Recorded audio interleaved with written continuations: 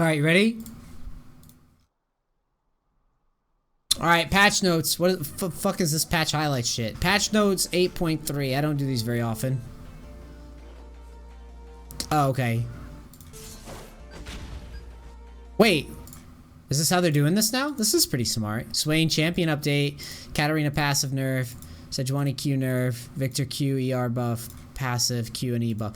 This is kind of cool. They need this. Like, I think they need some sort of quick rundown for people to keep up. Because let's face it, it's near impossible to keep up with all the changes in this damn game. I'm calling Swain Vladimir 2.0. He plays very similar to Vladimir, and he looks pretty nuts. I haven't even really got to play him on the PvE, and I have no intention on playing him anytime soon. He's never been a play style like Vlad and Swain have never been champions that I've particularly enjoyed. But what you're expecting with Swain is similar concepts as Vladimir. If you're confused, go watch his gameplay, how it pans out. I know that I myself will probably play him at least once or twice in the normals this weekend just to get a handle on him, just to see what the new champion does, and then I'll probably drop him. But yeah, you gotta know when he's strong and when he's weak in order to play around him, just like you would with Vladimir. Victor. Azir. Azir nerfs sort of makes sense, mainly because Azir's been pretty dominant in mid right now. He's been so dominant in laning that Riot's finally saying, you know what, this motherfucker's gotta have it. He's gotta have it dialed back. He could push anybody out of lane, pretty much anybody out of lane at early levels, and there really wasn't much counterplay to it other than sit under your tower versus a good Azir and spread the cheeks for a while he farms up and gets huge. No, there were some lanes that played pretty well into him, but not many. So that's where this nerf is coming from. Cooldown on the Q's lower to be more punishing when he misses it, etc. Also, Azir's soldier attacks now draw minion aggro, so it's kind of twofold. If you get poked and harassed in lane, he's actually going to take some damage back. So yeah, pretty significant nerf to Azir, I think. Jarvan, base armor decrease. Jarvan's been dominant in the jungle for a while now, mainly because the use of Electrocute allows him to just beat everybody's ass in 1v1s. Jump in, even if you miss the EQ, you do way too much damage. If you have your ult up, you're probably killing somebody who's behind, so I imagine this is what this is targeting. My experience with the patch is, yeah, Jarvan's one of the strongest low elo junglers, and this is what this is targeting. It's a low elo nerf designed to make Jarvan play a little bit more fairly with the rest of the champion pool and stop being so frustrating to play. I mean, he frustrates me. If I've been comboed by Jarvans before and totally misunderstood their damage. Happens. Base damage on Jhin is up. Jhin has been historically weak for a little while now. He's a lane bully, transition strong mid lane champion, or mid game champion. And right now, he hasn't been dominating lanes in the early mid stages like he has been in the past. And his late game has always been kind of meh. So, what? Don't select the text? Sorry, it's habit. So that's kind of the logic with buffing him. In my opinion, he's nowhere as strong as a Tristana, a Twitch, a Vayne, or any of that. But he certainly will see a little. I mean, this is a really minor buff, so I don't see too many changes with Jhin in terms of like the grand Legosphere or any of that. Maybe late game this will be sort of nice, but I just don't see how it really brings him back into the meta in any significant way. Katarina is fucking obnoxious. This champion needed to be nerfed a long time ago. About time she gets nerfed. Noobs can pretty much just buy Gunblade. Honestly, it's the same, like, if I may have a moment of balance rage, I don't see how this champion is nerfed. Akali isn't touched and Gunblade isn't touched. It forever will boggle my mind how Gunblade isn't just nerfed. Because it's the reason that Katarina's broken, and it's the reason that Akali's broken, and Akali's not being touched, so what the fuck. So this is a raw, just damage nerf for Katarina, making her damage a little bit more manageable, especially when she's behind. She has such a capacity to catch back up. Thank you, Tanks. Appreciate it. He's the balanced Jesus we need. Thank you. We need, but not the one we deserve. You hit the nail on the head with Hash and Shine. Keep Hush, Shinshine. Thank you. Kog'Maw. He is one that I tend to underrate. I forgot about Kog'Maw even when I was talking about the Jhin changes. Kog'Maw is a champion that has been doing very, very well. Weirdly, he's supposed to be like this late game carry, but he's actually been kind of like a strong mid game pick that gets online pretty quickly with just a couple items. So this is what this nerf is targeting to kind of dial him back. I don't know how I feel about it.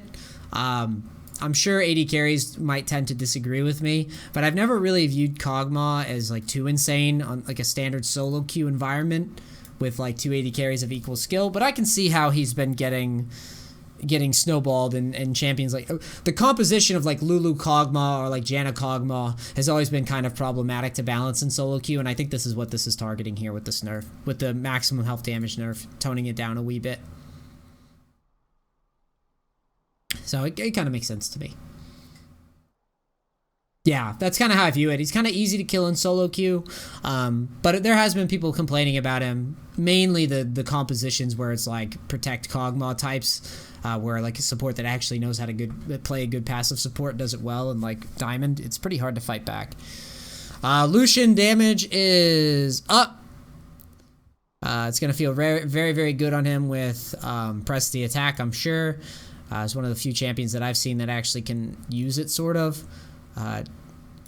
Don't know how strong this will make him. I don't play enough Lucian to really comment on whether or not this brings him back into the meta.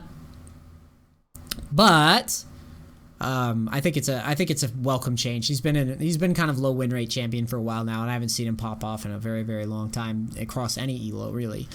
Master Yi. Q mana cost decrease. E active base damage increase. Early ranks.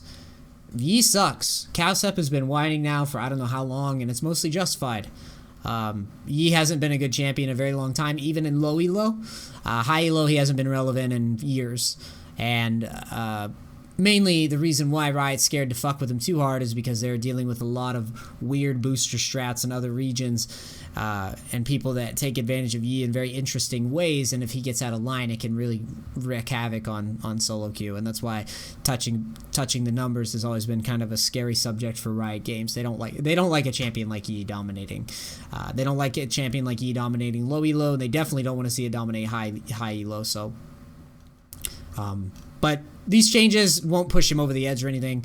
Base damage is up. Attack damage on E is up a little bit. And his Q, man, so this is significant. This will change the win rate pretty high. I don't really know how high, but this is gonna be a numbers change. I think he's sitting at like low 40% win rate or some shit like that across the board. I don't really I don't think this will make him overtuned or anything, because so many competitive junglers just destroy him, but expect some low elo stomping coming from Yi after this change goes live. Stopwatch change for Ryze. Ryze can't escape with the little stopwatch cheese anymore. Talk about cancer. That combination was cancer. Ryze players can be allowed to bitch on the forums now about how weak Ryze is going to be. This interaction was something that was allowing Ryze to survive so many situations that any other champion would have died doing. So I really think this is a huge nerf to Ryze, believe it or not. I know people wouldn't think it would be, but the interaction of Zhonya's plus ult, unkillable motherfucker, as he baits you into like a 1v3 that he can always leave, was retarded. It was a really strong mechanic that he had access to, and seeing it gone is going to hurt Ryze a lot.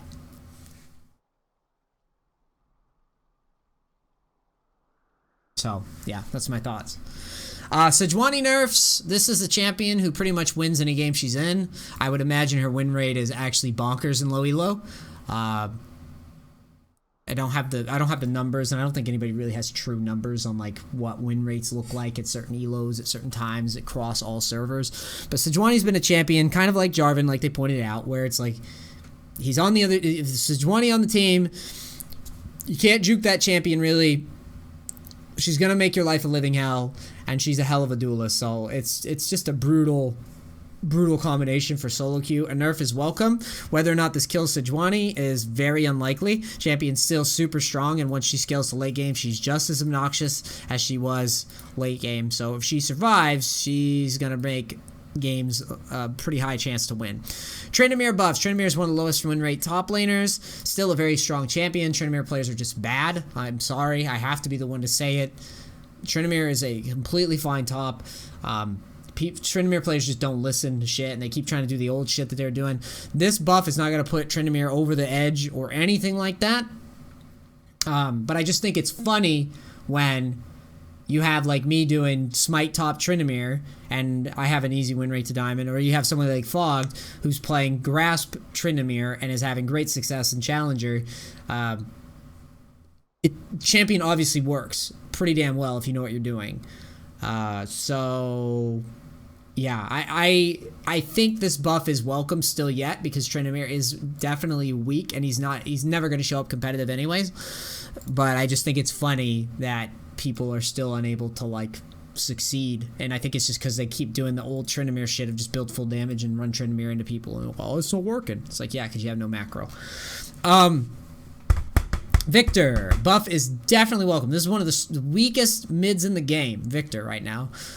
His augment turbocharge now increases Siphon power shield by 60. The Chaos Storm cooldown is lower. And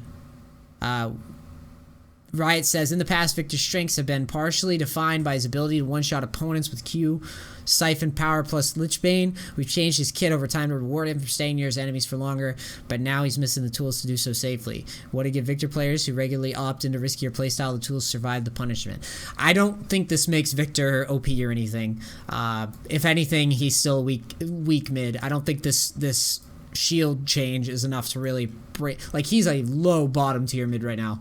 And I just don't see how this change is significant enough to make him he's the lose lane and then wave clear and then farm up to late game champion, and he's not doing really any of those things particularly well. He's losing lane harder than usual, and he's not scaling as great as he should be, so I don't fucking know. He's a whack champion. Zoe nerf, Q cooldown increase. The Q is the spammable Nidalee Spear AP mid skill shot bullshit that people have been dealing with for a while. The nerf is completely welcome. Zoe's like permaban type of champion. One of the worst designs Riot's ever done. Zoe. I will happily play it, in the coming patches or whatever for a little while longer. But it's actually one of the, like, I literally, if I'm playing mid, I ban it, or if I'm first pick, I take it. If I don't want to, if I don't want to give it away, if I don't want to ban it, because it's just one of the worst designs ever. It's a very minimal CD change here, so I don't see her going anywhere anytime soon. Again, one of the most obnoxious designs ever. You pretty much always threaten to be one shot in lane, and Zoe does a great job of shoving lanes still.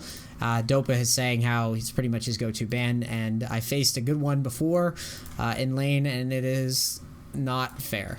In my opinion, it's just not fair. It's the amount of stress, and just it's why is AP Nidalee gone and this thing exists? I have no idea.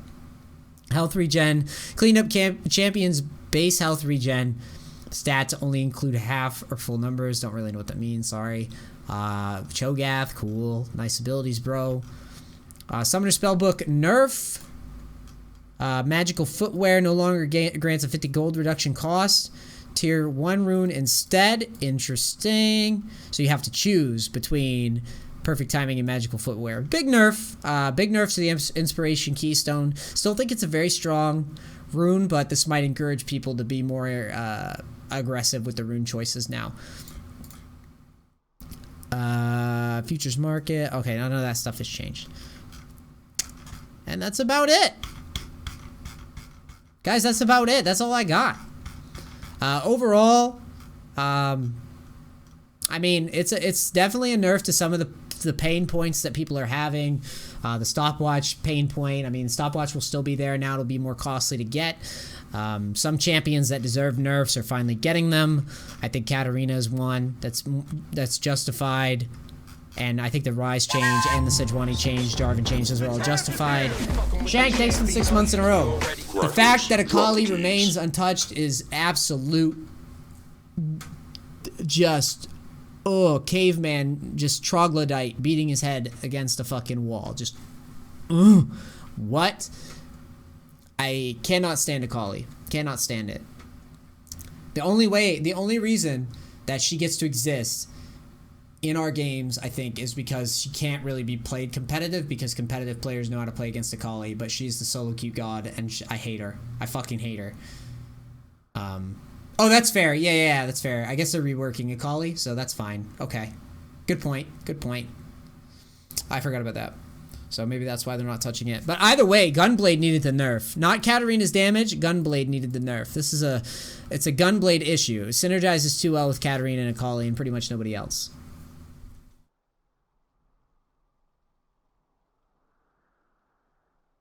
So yeah, I haven't done one of these patch note reviews in a while, but I hope this gives you some insight into what I'm thinking about the game right now. There's still no like bruiser-ish keystone. A lot of people are just electing to go for tanky runes to get their champions that they want to play, like, you know, Renekton taking Resolve and Aftershock and shit like that. So that's just things to think about. I'll probably try some Swain at some point on the stream, but yeah, hope this helps you guys understand the new patch that's coming and why things are changing the way they are. All right, cool. Love you guys very much. Thank you so much for watching. I'll try to get my editor to put this out ASAP. Love you. See you next time, and I'm out. Peace. Cracks. Bye.